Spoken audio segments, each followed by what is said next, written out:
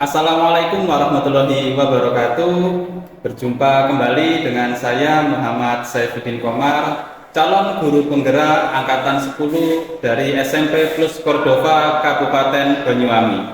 Kali ini saya tidak sedang sendirian, tapi saya sedang bersama dengan Ibu Sri Niatus Solehah yang merupakan guru mata pelajaran Bahasa Indonesia di SMP Plus Cordova. Bagaimana kabarnya Bu hari ini?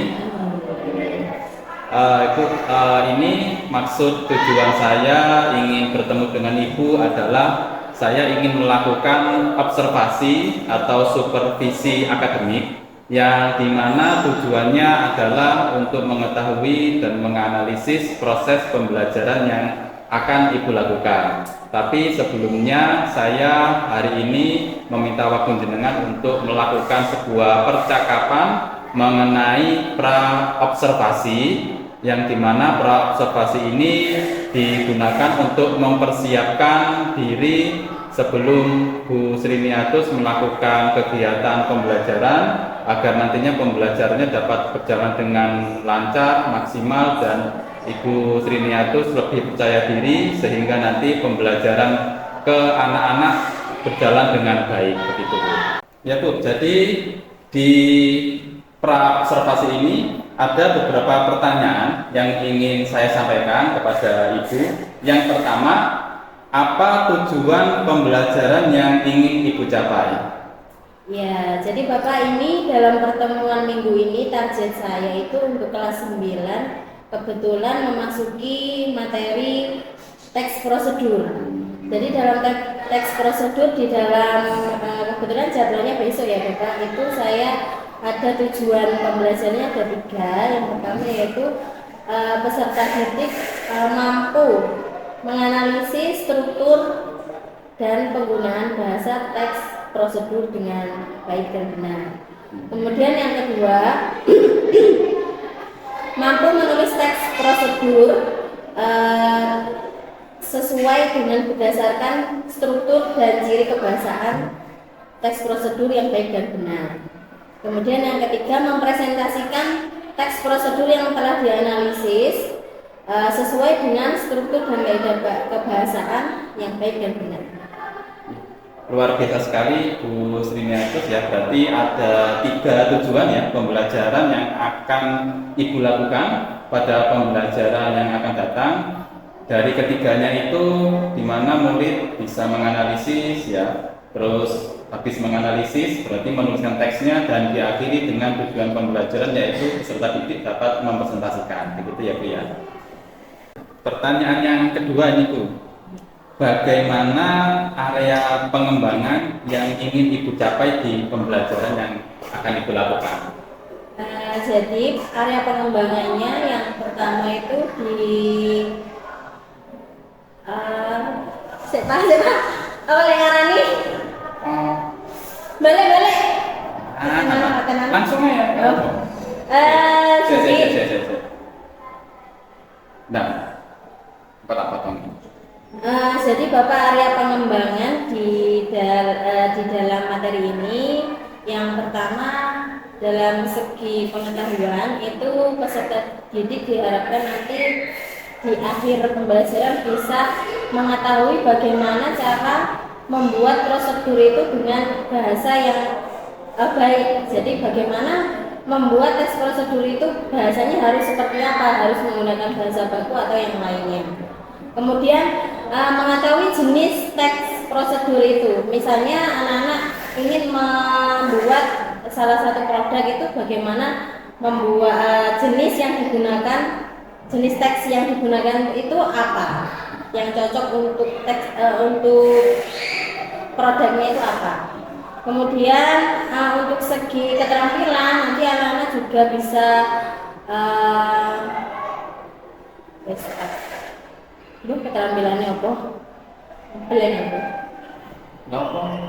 Nilai keterampilan berarti kan anak-anak wawancara kan keterampilan.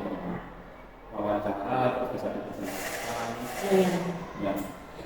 Dalam segi keterampilan nanti anak-anak diharapkan bisa mengelola atau menuangkan idenya, mungkin bisa dengan mengeksplor di yang bersangkutan, misalnya pembuatan tempe, mungkin anak-anak bisa wawancara dengan produsen tempe tersebut.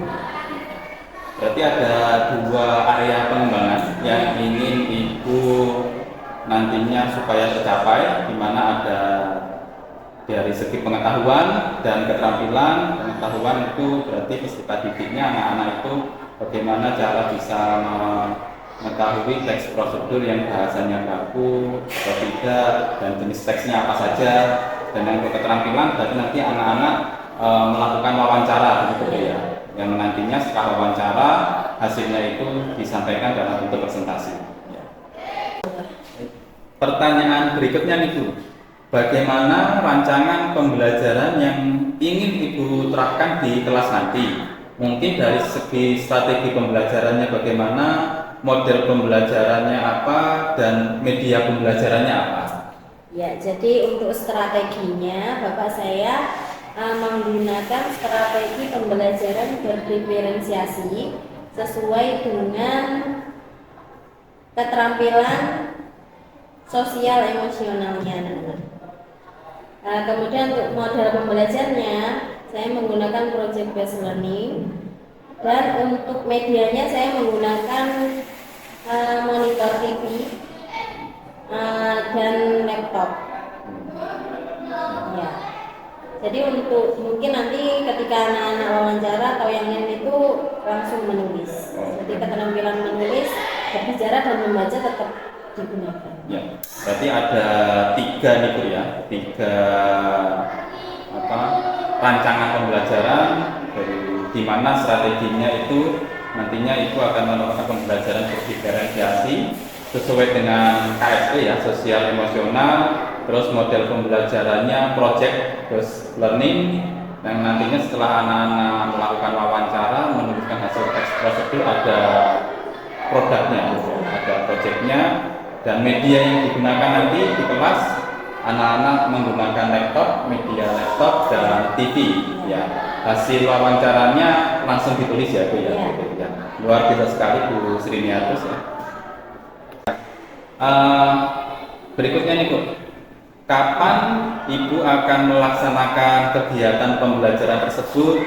Kira-kira hari apa, kelas berapa, dan jam keberapa nih Bu? Saya minggu ini kebetulan jadwalnya ada di kelas 9F, hari Kamis jam ke 5.6. Berarti bisa kita lakukan supervisi akademik, bisa ya Bu ya? Hari Kamis di kelas 9F jam ke 5.6 ya. Nantinya saya akan datang Bu untuk melakukan observasi, dan saya akan melihat Ibu, saya mohon izin ya, untuk mencatat beberapa hal apa yang terjadi di kelas, dan setelah itu nanti kegiatan observasi, setelahnya kita akan melakukan kegiatan satu lagi Bu, yaitu pasca observasi yang akan didampingi langsung oleh pengajar praktik, tapi setelah observasi besok ya. Baik Bu, ini yang terakhir nih Bu, setelah kita melakukan percakapan pra observasi ini, kira-kira apa hal yang Ibu dapatkan dari hasil percakapan barusan ini tadi? Yang saya dapatkan dari percakapan ini tadi, yang pertama Bapak saya bisa lebih mempersiapkan untuk pembelajaran yang akan saya lakukan besok. Kemudian media apa yang akan saya persiapkan, kemudian model-model pembelajaran lain yang mungkin belum saya terapkan ke kelas. Berarti Ibu merasa lebih siap ya Bu ya, artinya bisa menyiapkan medianya lebih baik lagi, model pembelajarannya nanti bisa dilakukan lebih maksimal lagi, sehingga nanti dalam pembelajarannya ke anak-anak bisa berjalan dengan baik gitu Bu ya. Ya, senang sekali Bu bisa melakukan percakapan pra observasi ini dengan Ibu Sriniatus. Saya terima kasih banyak atas waktu yang telah diberikan. Semoga observasi yang kita lakukan besok pada hari Kamis bisa berjalan dengan lancar. Ya. Berikut hasil wawancara atau percakapan saya dengan Ibu Sriniatus Solehah terkait pra observasi. Kurang lebihnya saya mohon maaf. Wassalamualaikum warahmatullahi wabarakatuh. Assalamualaikum warahmatullahi wabarakatuh. Waalaikumsalam warahmatullahi wabarakatuh. Selamat pagi anak-anak. Pagi. Baik, anak-anak kabarnya sehat semua sepertinya. Sebelum memulai pembelajaran, seperti biasa kita berdoa bersama terlebih dahulu. Berdoa, mulai. Bismillahirrahmanirrahim. Allahumma arjana binuril wahyi wa akrimna binuril fahmi waftah alaina bima'rifatil ilmi wasahil lana abwaaba fadlika ya arhamar rahimin.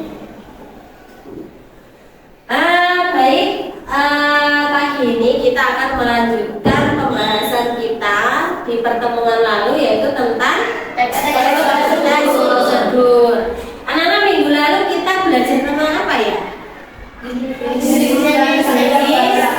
Jenis teks prosedur, kaidah dasar, dan struktur teks prosedur. Dan kalau saya ingat, kalau punya ingat-ingat lagi, kalian juga mendapat tugas untuk menulis dan mewawancarai narasumber produsen suatu produk. Ya, sudah selesai semua? Sudah. Selesai, sip, bagus. Sebelum kita masuk ke materi, kita kita senang-senang dulu. Tadi pagi kalian sudah ngapain aja? Sudah sarapan? Sudah. Gak ada yang gak sarapan? Anak-anak di pondok sampahnya telan enggak? Enggak. Nah, untuk memancing mengingat ingatan kalian tentang teks prosedur yang sudah kalian pelajari kemarin, saya mau mengajak permainan sambung kata. Jadi nanti saya mulai, kemudian menunjuk satu dari kalian, kemudian dari kalian meneruskan ke teman kalian. Boleh bebas, boleh menyebutkan ciri-ciri teks prosedur, boleh menyebutkan struktur teks prosedur, boleh apa aja, yang penting tentang teks prosedur. Ya? Saya mulai.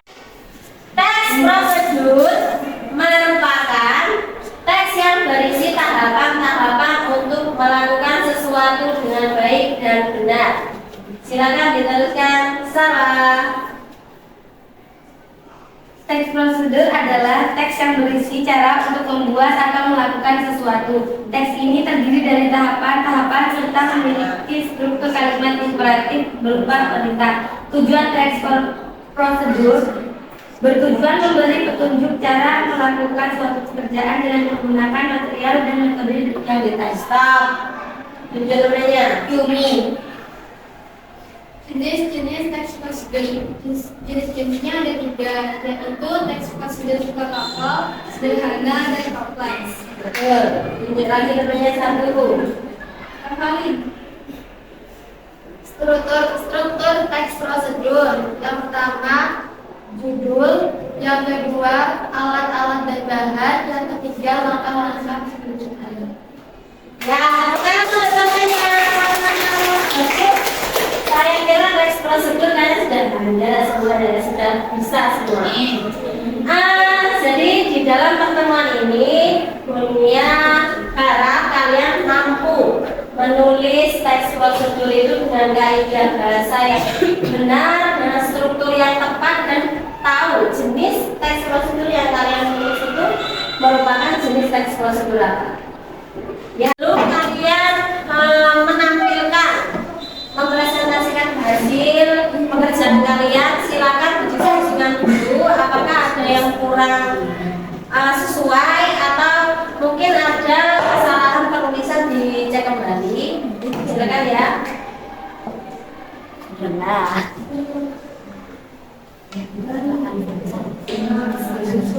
Silakan menampilkan kanvasnya masing-masing.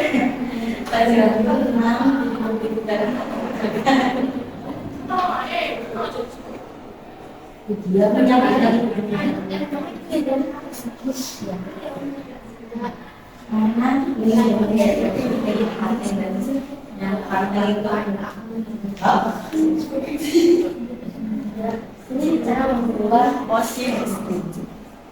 Cara membuat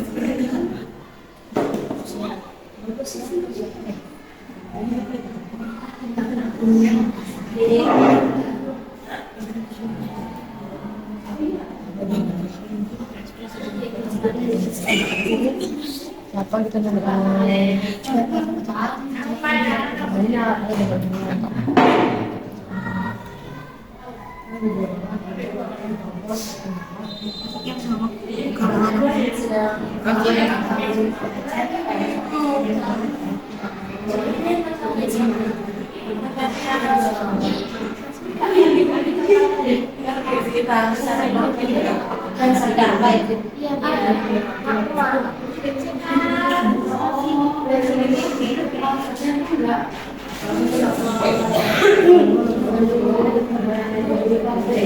sudah siap untuk mempresentasikan hasil pekerjaannya? Sudah.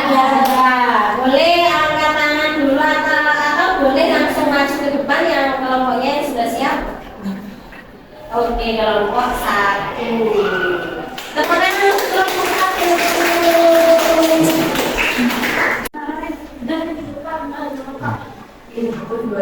Assalamualaikum warahmatullahi wabarakatuh. Waalaikumsalam warahmatullahi wabarakatuh. Teman-teman gue di sekarang kita ingin menyampaikan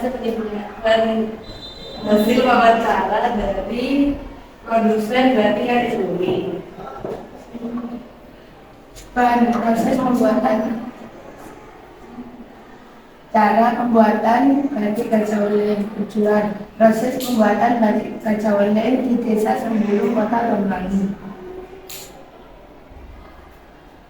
Alat-alat dan bahan yang pertama ada bawangan, handuk, wajan, ongkot, saringan malam, canting, lilin malam batik, dan pewarna batik dan sasaran. Terus langkah-langkah pembuatannya yaitu 1. Menyiapkan alat batik. Cara paling awal yang harus kalian lakukan itu membuat batik tulis, yaitu menyiapkan kain mori. Untuk membuat batik tulis dan menyiapkan kain mori tentu hasil yang maksimal. Kain mori ini perlu digatel atau mencuci, dikaji atau mengaci dan dikemplong setrika. Tujuan dilakukan proses pencucian yaitu untuk menghilangkan nanti dari pabrik yang terdapat pada kain mori. Yang pertama, kain mori direndam semalaman dalam air bersih. Yang kedua, jika sudah pada pagi harinya, kain dipukul lalu dibilas dengan air bersih. Yang ketiga, selesai dibilas, kain akan memiliki daya serap warna yang lebih baik. Kolom merupakan tahap pembatik garis-garis pada yang sudah digambar pada kain yang menggunakan lilin atau malam yang sudah dicairkan. Membuatkan lilin artinya membuat batik berwarna. Mengisi motif ornamen yang sebelumnya proses ini bisa diselesaikan. Baik, itu tadi hasil wawancara dari kami. Mungkin ada yang ditanyakan? Saya Ya. sudah berapa lama menjadi produsen batik?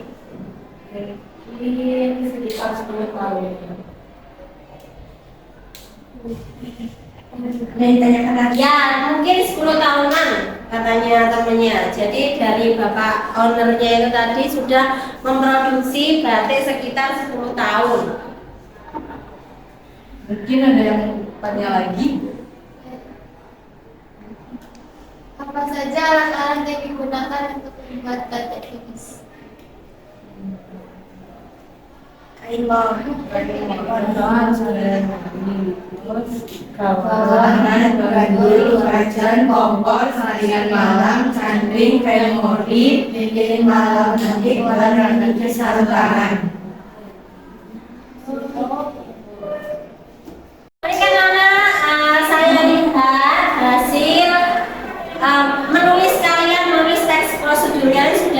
bagus. Ada yang proses pembuatan batik, ada yang proses pembuatan oprok. Jadi itu kalian mencari narasumbernya itu benar-benar kreatif ya. Dari mana ada yang pembuatan tahu tempe yang dekat sini dengan pondok kalian, ada yang proses pokoknya luar biasa semua. Jadi anak-anak, saya mau tanya refleksi dari kegiatan yang sudah kalian lakukan minggu ini dengan minggu lalu, kira-kira apa? Proses menulis teks prosedur itu ada kendala enggak? Ada kesulitan enggak? Atau mungkin dari kegiatan ini kalian malah tambah senang karena mendapat pengetahuan baru? Senang karena ada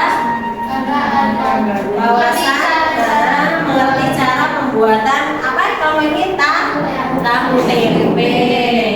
Bagus. Jadi kesimpulan akhirnya di pembelajaran kita ini teks prosedur, kalian bisa mengetahui cara menulis teks prosedur agar yang membaca itu memahami dengan bahasa yang bagaimana. Dan bahasa apa kemarin? Bahasa baku. Jadi semua kalangan bisa mengerti. Strukturnya sudah benar semua, ada tujuan, ada alat dan bahan, ada tahapan-tahapan langkah dan cara yang baik dan kesimpulan. Kemudian kemarin tadi juga ada yang membuat jenis teks prosedur protokol, ada juga yang kompleks. Kelompok ini tadi sederhana. Jadi sudah dituangkan semua. Insya Allah kalian sudah paham semua ya. Ada yang ditanyakan lagi? Teks prosedur tidak. Jadi pertemuan ini sudah cukup. Kita minggu depan mulai materi baru, bisa dipersiapkan dari sekarang. Bisa ya. Baik, saya tutup pembelajaran di pagi ini. Saya akhiri, terima kasih. Wassalamualaikum warahmatullahi wabarakatuh. Waalaikumsalam warahmatullahi wabarakatuh. Assalamualaikum warahmatullahi wabarakatuh. Berjumpa kembali dengan saya Muhammad Saifuddin Komar selaku calon guru penggerak angkatan 10 SMP Plus Cordova Kabupaten Banyuwangi. Kali ini saya tidak sedang sendirian tapi ditemani oleh Ibu Sriniatus sebagai guru SMP Plus Cordova juga untuk mata pelajaran Bahasa Indonesia yang akan saya wawancara untuk pasca observasi, dan juga ditemani oleh Ibu Janati selaku PP saya di calon guru penggerak angkatan 10 ini. Bagaimana kabarnya Bu Sriniatus, Bu Janati? Alhamdulillah baik ya, sehat ya. Ini merupakan percakapan pasca observasi Bu Sriniatus yang telah saya observasi dan juga telah saya supervisi akademik, di mana maksud dan tujuan dari pasca observasi ini untuk menyampaikan beberapa pertanyaan-pertanyaan terkait dengan jalannya proses observasi yang telah kita lakukan bersama, dengan tujuan untuk mengevaluasi proses pembelajaran yang telah Ibu lakukan kapan hari itu. Ini ada beberapa pertanyaan itu terkait pasca observasi ini. Yang pertama, bagaimana perasaannya Ibu Sriniatus setelah menjalani kegiatan observasi yang telah kita lakukan bersama? Jadi untuk kemarin proses tadi proses observasinya saya sedikit tegang Bapak, karena tidak biasa diawasi lah, diawasi. Jadi ada kemarin itu ada tahapan yang memang karena saya tegang, jadi tahapan mengecek kehadiran siswa itu terlewati. Jadi itu saja sih, tapi berjalan dengan lancar. Perasaannya itu tegang gitu ya? Iya. Biasa. Ada beberapa tahapan juga yang terlewati karena perasaannya itu tegang. Tapi selain perasaan tegang itu ya, setelah melakukan kemarin kita terus juga sudah observasi, adakah perasaan-perasaan yang membuat Ibu lebih? Iya, sebenarnya lebih senang karena nanti untuk kedepannya saya bisa lebih menyiapkan lagi bagaimana medianya, metodenya saya saya kembangkan lagi untuk anak-anak pembelajaran itu prosesnya bisa berjalan dengan baik sesuai kemauannya anak-anak. Luar biasa sekali. Jadi dari keterangan ibu ada hal yang senangi ya, karena bisa lebih mempersiapkan lagi proses pembelajarannya agar bisa berjalan dengan baik. Ya Bu, untuk yang kedua nih Bu ya, bisa diceritakan kembali itu area pengembangan apa yang Ibu inginkan dan langkah-langkah proses pembelajarannya seperti apa? Ya, baik, untuk area pengembangan sesuai yang saya sampaikan di pra observasi kemarin ya Bapak. Jadi ada 2 yang saya gunakan di pengetahuan dan di keterampilan. Untuk prosesnya berjalan di pengetahuan ini anak-anak sudah bisa, saya lihat pekerjaannya sudah bisa menuliskan, sudah bisa cara mewawancarai narasumber dengan baik dan benar, kemudian menuliskannya, menuangkannya dalam sebuah produk itu dengan bagus, dengan baik, kemudian bahasanya juga sudah sesuai. Untuk keterampilannya, mungkin karena anak-anak ini anak pondok mungkin ya, jadi untuk kemampuan berbicaranya itu masih kurang. Jadi ada memang kelompok, jadi tidak semua di satu kelompok itu bisa berbicara di depan umum. Jadi hanya beberapa anak saja, kemudian juga proses tanya jawabnya juga kurang hidup.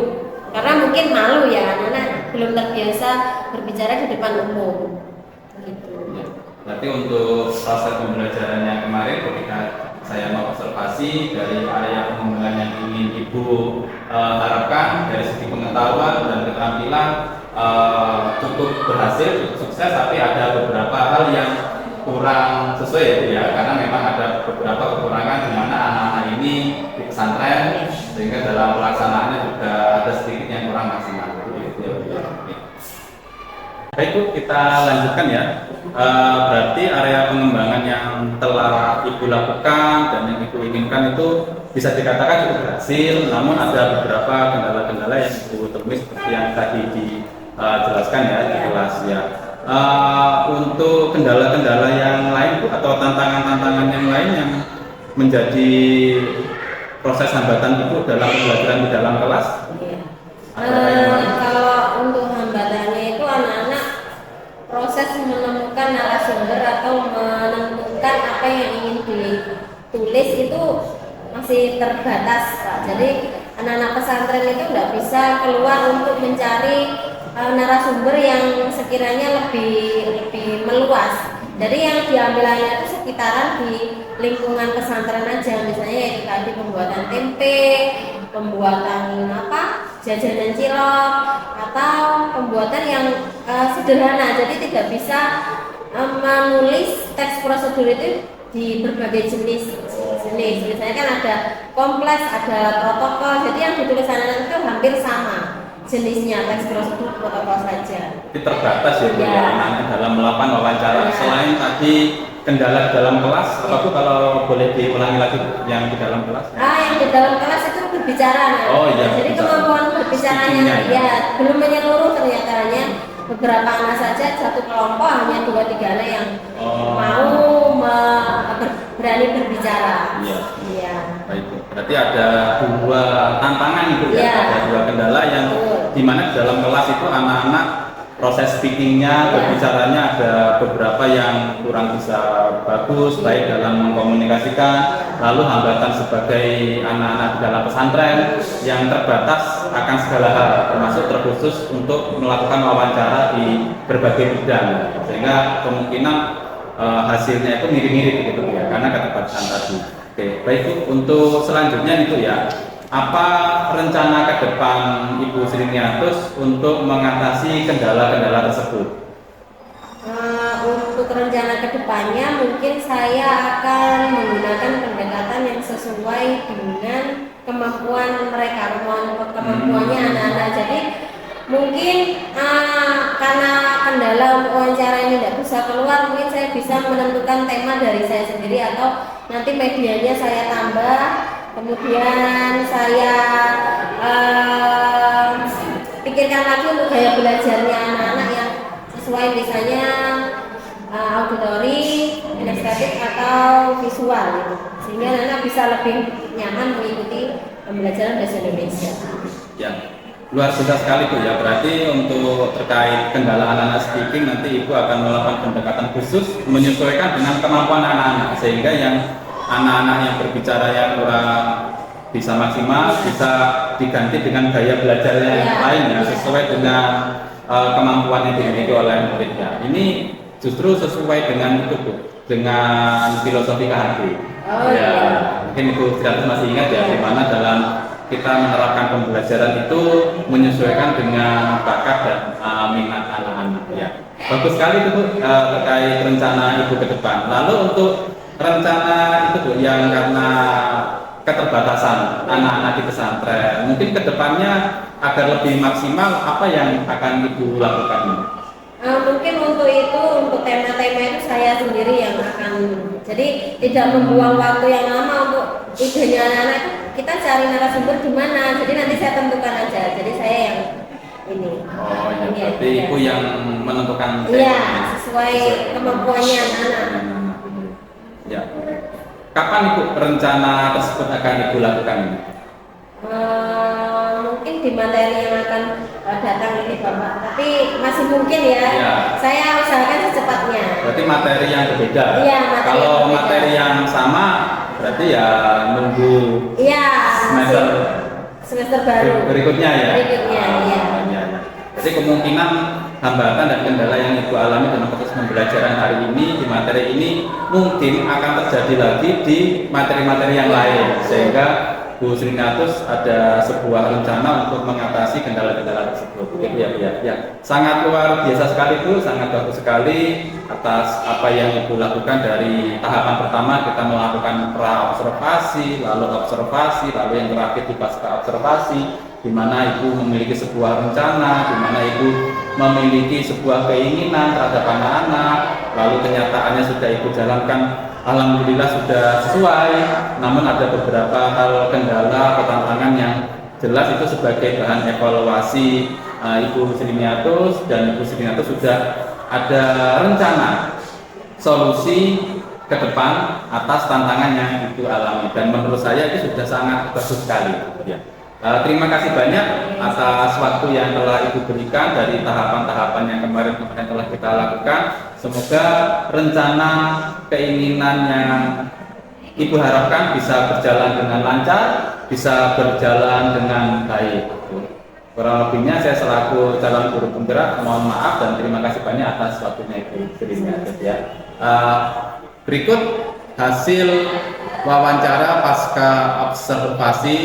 Saya Muhammad Saifuddin Komar dan Ibu Srinatus Soleha pamit undur diri, kurang lebihnya kami sampaikan mohon maaf. Terima kasih banyak. Wassalamualaikum warahmatullahi wabarakatuh.